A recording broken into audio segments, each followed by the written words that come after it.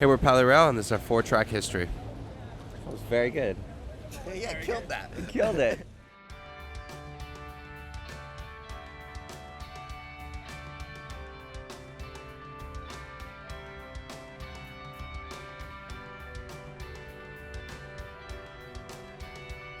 Track 1 is Get Higher. There you go. All All right. I remember. So, Get Higher came about 2013. I think that was when we first started playing the Sunset Strip, and it went from us just being a rock band. Or I think when the End's Beginning came out, we didn't know what kind of band we were when we first did our first EP. But Get Higher gave us like a little bit of characteristics of a rock band, and I think it's the most important track we've ever had as a band because it introduced us as being performers on stage more so than just playing instruments. So I do remember when we were recording it, our producer locked us in the studio and we had to sleep in the studio. And I slept behind the drum kit. Trying to remember the whole writing process. I just remember listening to that one song a lot. That's how I kind of got inspired by the lyrics. It's like the Little Boy Blue and the Man in the Moon. Whatever that song is. I remember listening to that a lot, and then I wrote the verse. Cats in the Cradle. I listened to that so often, and then it kind of inspired the lyrics for the beginning of the verse of Get Higher.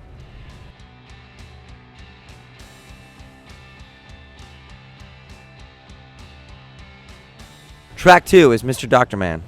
I remember we were writing that song when we first moved to Los Angeles. I remember actually sitting at our kitchen table, and it's funny because the kitchen table, we shot that for morning light, so you see all the clocks in the background. That was our old kitchen table, and I remember sitting on the table. Remington was sitting in one of the chairs, and that just happened. It just happened. The song just happened. Yeah, and I think we wrote the entire song in maybe like 10 minutes. Yeah, it was really quick.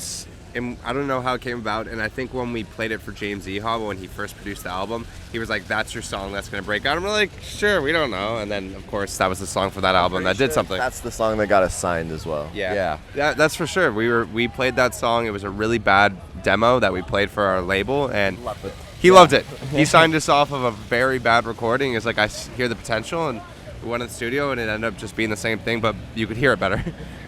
I remember flying from Denver, Colorado, on a terrible flight. Just watching out for the rain right now. We had to go shoot the music video, and we showed up, and that was the first time we kind of just did a collaboration with the head of our label, and he had a vision for it. And we showed up, and there was this little boy that looked exactly like Remington, and then there was a group of like 20 to 30 really drunk people, and then like a group of 20 to people that were like, it was all those people dancing in the bridge part, which was very funny to watch. Yeah, it was really cool. Like I think that's still to date like one of my favorite music videos. Yeah.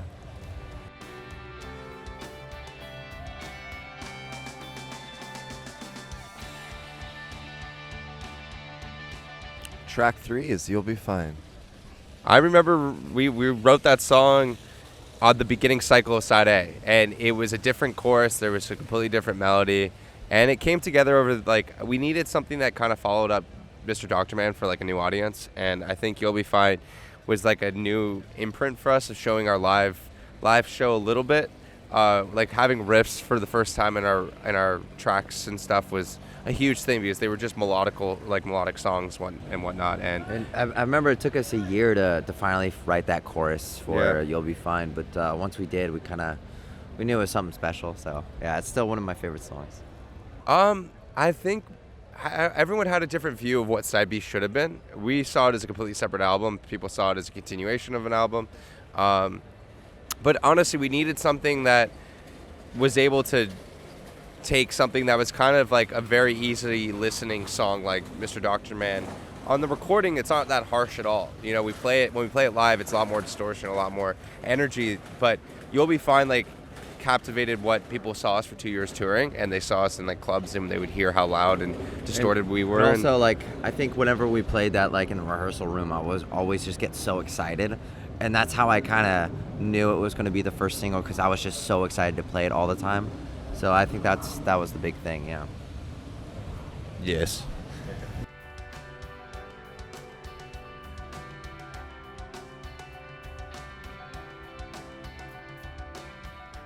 Track 4, Nervous Breakdown. That song came about, we were very inspired by Poppy, actually. So how crazy her arrangements are, they don't make any sense. It goes from something incredibly heavy to something incredibly soft.